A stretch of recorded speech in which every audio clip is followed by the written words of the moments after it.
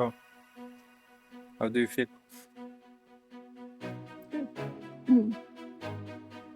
Everything is clear? So,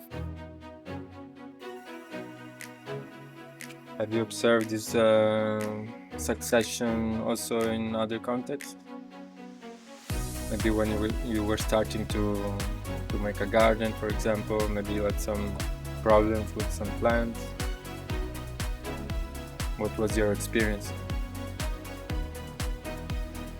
I mean, I haven't gardened that much, so I don't actually know. Yeah, so for me, if we wanted to plant something, there was always a lot of not weeds, but small grass that grows, and I don't know why it grew faster. Probably because it was from that place. It grew faster than the plants that we wanted to plant. So Yeah. that was always a struggle to try to keep healthy the plants that you wanted. Yeah. We had that problem a lot with cucumbers and Strawberries tomato. and strawberries. My mom did that. Yeah, with strawberry, actually, no. For us, strawberry was something like a small patch, and we just let it grow naturally. We didn't have the big ones; they were smaller. But I didn't have any problems with those. But it's the other vegetables. I always had to pluck the small grass from the. Yeah. So that was something else.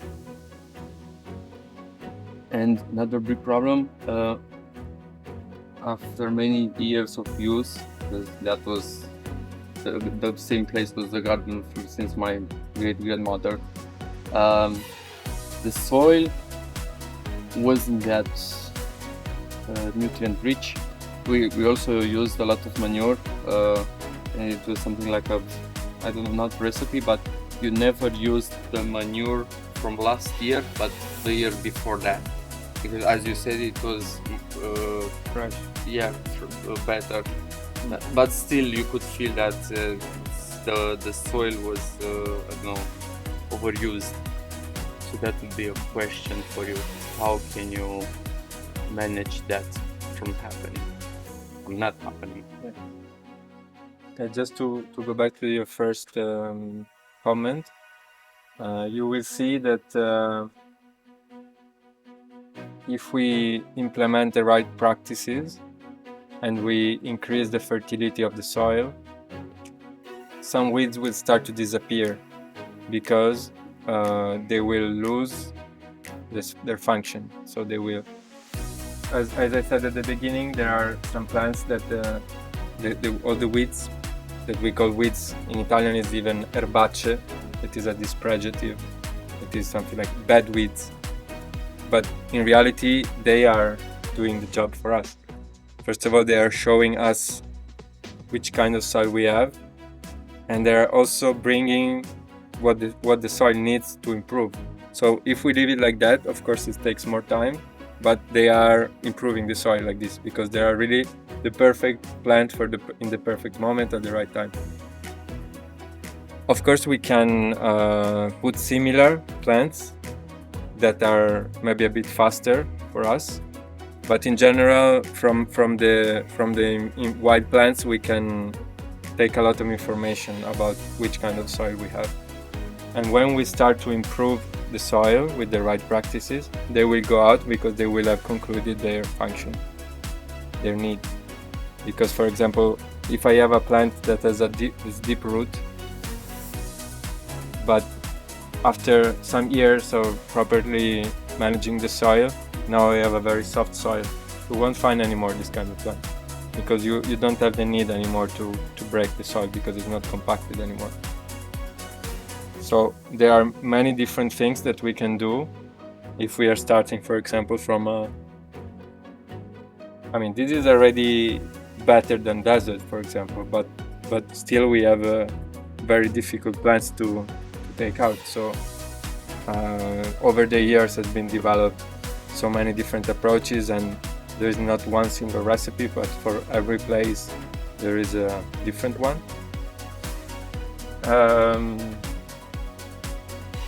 Most of the time what I suggested also to Andy for the preparation of the soil, but not always you can have this kind of tools. It's important to respect the natural, so the soil has different horizons, different layers. So this is the topsoil,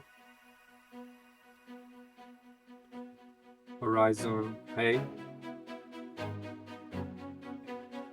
So we have horizon B, and then horizon C. Of course, it changes according to the place. You could have a no topsoil in some places. You could have a bigger horizon B. You could have a bigger horizon C.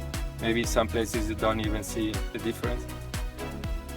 And normally, what is suggested for fruit trees, especially, 1 year in advance, to deep reaping, the reaper or subsoiler. In Australia, they developed also some very specific machineries that is called the yeoman's plows. That comes from Australian permaculturists that became very famous, especially regarding water management and pasture improvement in Australia. He's the founder of Key Line Design. I don't know if you're familiar with that. But basically, he is the same of a subsoiler, but he has 3 shanks instead of just one. That normally you can find. It has more specific features in order to not compact the soil. But the principle is to cut basically, normally at 1 meter. Sometimes you arrive even more, but difficult. In order not to mix the horizons, because it took so much time for nature to build these horizons, and what is normally done by conventional agriculture is to bring this up here, and in this way you are mixing the horizon and basically putting the topsoil down or the nutrients down, so then you are leaving the soil exposed to wind, erosion, sun. So basically you need to put chemical fertilizers. But then there are always exceptions. So there are also times or conditions where it could be appropriate to do this once and then never do it anymore. So there is always exception, there is no dogma, or you always need to understand. But in general, what I suggest is to do a deep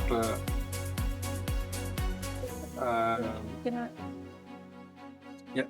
So you're talking about machines that kind of go deep, and what's the purpose of doing that?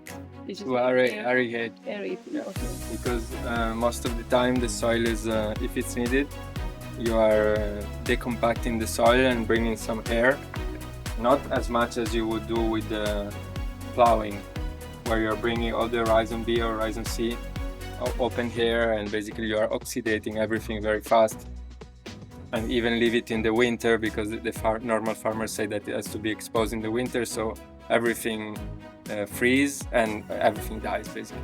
That's what they do. So whatever we were taught until now, it's like bullshit. It's not bullshit, but sometimes it's needed at the beginning. But if you keep doing that, you eventually are depleting the soil. So you could do it once, but then you have to work more in a conservative agriculture. And what they do is basically it's an extraction. It's extraction agriculture. And they need to keep adding NPK, the chemical fertilizer, and there is a lot of erosion most of the time. That's why we see a lot of rivers when it rains that they are brown. So that's all erosion. That's all. We are losing so much soil everywhere, not only for urbanization, but also for bad agricultural practices.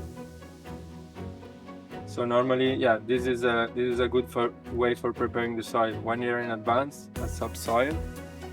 Then just superficial tilling or harrowing to make the soil softer, and then, for example, a cover crop could be a very good thing, because you are if you do like this and then you leave it bare soil, as it happens with normal agriculture, after a few rains, after a bit of sun, everything will collapse again.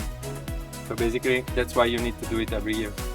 So you are creating a lot of oxygen, but then you don't have roots that are colonizing immediately these spaces. So everything collapses and compact again. And especially where the plow arrives, you will have a very strong compaction pan. And that the reaper, most of the time we do it because we need to break this one. So that's also the reason most of the time at 30, 40, 50 centimeters in any field, you have a compaction here. Because of the weight of the machinery. And also because the plow is compacting, and then the tilling is again compacting again. Why we want to break it and then just till a little bit on the surface and then sow immediately a cover crop. Also there are so many different possibilities, and you need to choose the correct appropriate cover crop. Everybody knows what is a cover crop. It's like seeds that you put in the soil. Normally they are annual, biennial, or sometimes even perennial weeds that you put in the soil, and then in order to increase the structure and the nutrient availability in the soil. So most of the time are leguminous. It could be alfalfa, clover, as Andy did here, buckwheat, grano saraceno, buckwheat, sorghum, mustard, rape seeds. So there are really oats, barley. So according to the time when you seed it and the condition of your soil and maybe the nutrients that you are missing, you sow the correct cover crop. In this way, you will prevent the soil to collapse, but you immediately will have a lot of roots of different types, because you will have the ones that goes very deep, that are colonizing the upper part, the ones that are bringing a specific nutrients, others that are bringing other specific nutrients. And normally this cover crop is cut, and keep this in mind because it's also important for first count. So why do we want to cut up during the flowering? So there are no more seeds, so it won't sprout next year. But I mean, that's not the main reason, because in a way these are plants that are also useful for us, so it's also okay. Actually, some of them maybe we want to go to seeds because we want to seed again in other places or in the same place. So that's not the main reason. So the same as a nitrogen fixer, we were saying that this nitrogen fixer plant is taking the nitrogen from the atmosphere and put it in the ground and feeding the microorganisms that are present in the ground, and this is feeding back the plant, and the plant can thrive. During the flowering, we have the peak of the plant development, and what happens after the flowering? We get the seed or the fruit, and then the seed. And what is the fruit? Like, it's a concentration of nutrients, and the seed as well. What do we normally eat? We eat fruits, we eat seeds. These are the base of our diet. So it's a concentration of nutrients. So when the plant is making the seed, all that nitrogen that it was fixed and also other nutrients are taken back by the plant for making the fruits and for making the seed. Also, we don't want to extract the nitrogen again. Exactly, we want to leave the nitrogen in the soil. So we cut everything before it makes seeds. And in this way, same principle that we will see with not only herbaceous plants but also with shrubs and with trees. When we cut them, all the nutrients will be released, and in this way we are improving the soil. the roots of these plants parts of the roots will be, when you prune a tree or a plant, you're also pruning part of the roots. So there is always a balance between the aerial part and the root part. So now I need to start relating.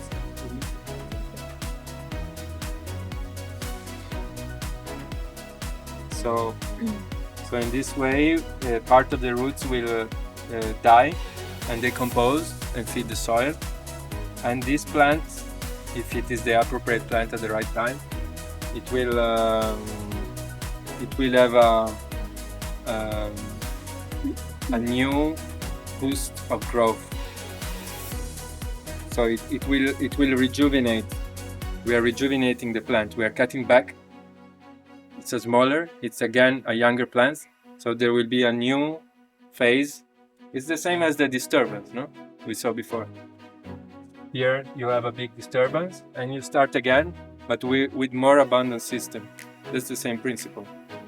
And when you cut an old forest, you create a lot of light, and you create the possibility for younger plants. Here, our old forest is closed. Nothing else grows. You are only oaks, only chestnuts, only ash, monoculture.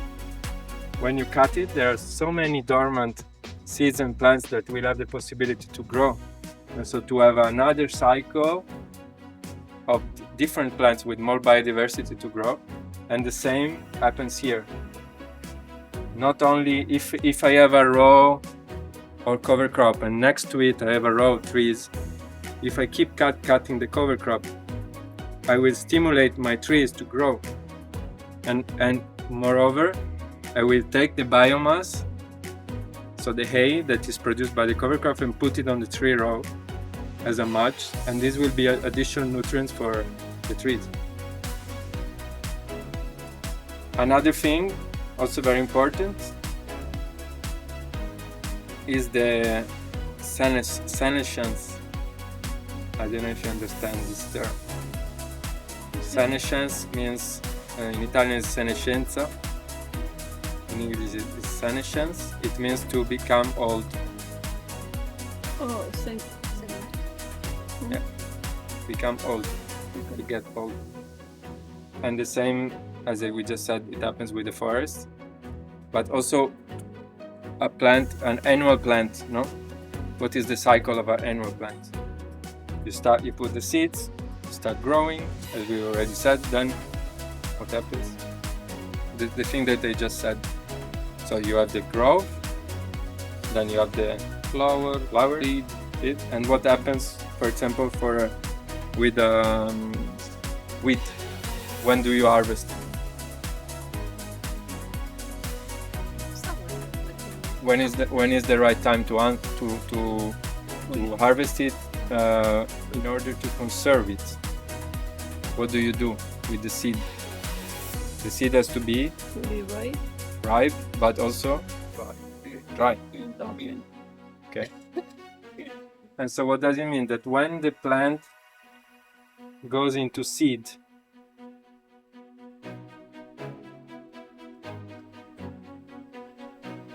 at a certain point, it stops absorbing water. So it's sending senescence and dryness information to all the system to dry up, because the seed has to dry. In Canada, they don't have enough dry season. They spray glyphosate on the wheat in order to kill everything and to dry it. And then we eat the glyphosate, and then also the worms that are coming with this wheat that now is legal in Europe to have worms in the flowers. I don't know if you know that, or it's just in crickets. Worms or crickets? I know worms. What kind of worms? You have to be very careful not to. My suggestion not to buy industrial flowers and pasta. I don't want to make now bad advertising. We are hosting the video, but I'll cut that out. Oh my god. So no more pasta in Italy? What? No, the right one, the one that is well made. Homemade. Not only one, they are also Yeah, but where is the flour coming? organic, first of all, and then all grain. Of course, it's that. Okay. And so, of course, this is now I'm talking for this one, but it's the same for the shrubs, for every type of plant. The plant is sending, okay, now I need to dry, now I'm dying basically. And the seed, and so it's not taking, if I have a tree here, the tree will receive the information of dryness and of senescence. And so of course this is not good. We want to cut the plant, nurture the tree, start the system again, and to have water being pumped by the plants all over the year. Not like in some places in the summer where everything is dry. And so you don't have any plant that is doing and then the plants are starting doing even more keep doing photosynthesis. No? We want all the time and as much as possible solar panels that are the leaves on different layers that are doing photosynthesis as much as possible. So this is just to conclude, this is just one of the way you can start improving your soil cover crops. Then another technique, I don't know if it arrived in Romania,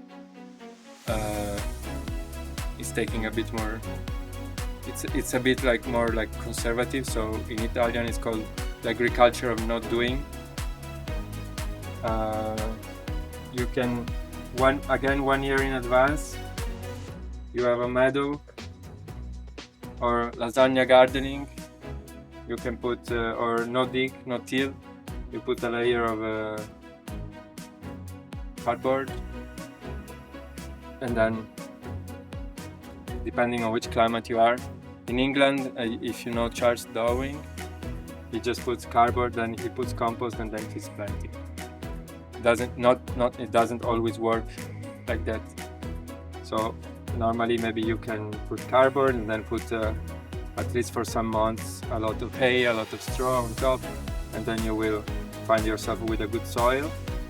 But still maybe you need a little bit of aeration, and then as soon as you remove everything you will again have colonizer weeds. So it's a process that takes a long time, but a very important principle that is not a dogma, but is keep the soil covered as much as possible, and better if it's covered by plants, because it is a live cover, so ground cover. If you can put a cover crop, or you put mulch. We have seen different type of mulch. What you can find, principles of permaculture, use slow and local solutions, find what you have around, and so this is a technique. Another one, other people want to speed up the process, they work the soil. In a garden you can, it's called, for example, double digging. It's another technique by John Gibbons, an American that is doing the biointensive garden. He's removing the first 30 centimeters of the soil, put it apart, and then with a fork aerating this second 30 centimeters, so he goes down around 60 centimeters, and then he puts back the first 30 in order again not to mix the layers, and then you put the mulch. What? Mulch. Okay. The hay, the wood chips. Oh, okay. Mulcire per romano. Yeah. Da. Yeah. If you don't understand specific terms, tell me so you can stop, and maybe sometimes we need to start a bit from How do you before. spell mulch? M-U-L-C-H? Okay. So so we have the green mulch, cover crops. Then which other type of mulch do you know? Well, like you said. Hay, for example. Hay, then what can we use? Wood chips. Everybody knows what is wood chips. Yeah. So you can do that in the garden where you like scrape the first 30 centimeters, you kind of aerate the underneath, you put that above, and then you put this wood chips, and then you grow anything, or what kind of crop? Like Everything has to be. You need to understand which kind of soil you have, but maybe it's better to start with the plants that we said before that have less needs: onion, garlic, radish, rocket. and they will come through the wood chips. They can just No, of course, if you seed them, you need to open a bit. Okay. Then there are different techniques you can have there. There is a guy in Australia, a Syntropic guy that did, I think is, I don't remember, I think he called it MULCHatron, something like that. He has basically when he put the mulch, he has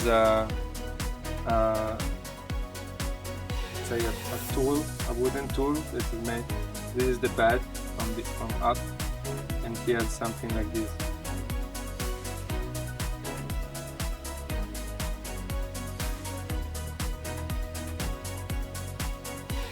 So that's the top view, right?